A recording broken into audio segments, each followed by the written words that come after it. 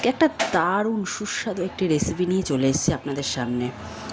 এটা পাকা লঙ্কা, টমেটো, সাদা সর্ষে, পোস্ত আর এখানে নিয়েছি সাদা তিল। এটাকে পেস্ট করে নেবো আমি। কড়াইতে তেল দিয়েছি, কালো জিরে ফোড়ন দিলাম, এখানে লম্বা লম্বা করে কেটে রাখা আলুগুলো দিয়ে দিলাম।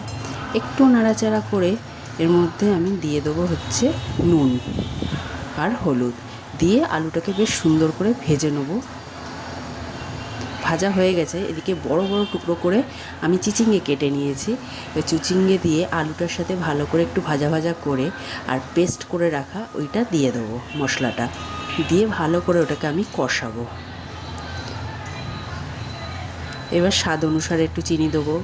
আমরা বাঙালি চিনি তো দেবই নিরামিষে। আর এই বাটি ধুয়ে জলটা দিয়ে দেবো। দিয়ে একটু নাড়াচাড়া করে এবার আমি ঢাকনা দিয়ে দেবো। ঢাকনা খুলবো। এই যে আমার হয়ে গেছে, আলুও সিদ্ধ হয়ে গেছে আর এখানে চিচিঙ্গেও সুন্দর করে সিদ্ধ হয়ে গেছে। এইভাবে চটপট বানিয়ে ফেলবে নিরামিষের দিন, খুব ভালো লাগবে খেতে। আর নামানোর আগে কাঁচা সরিষের তেল একটু দিয়ে দেবো। ব্যাস, ঝটপট গরম গরম ভাতের সাথে এবার পরিবেশন করুন। ভিডিওটা যদি ভালো লেগে থাকে তাহলে একটা লাইক, কমেন্ট, শেয়ার তো করবেন তো। ঝটপট বানিয়ে ফেলুন নিরামিষ ঝিঙে আলু পোস্ত।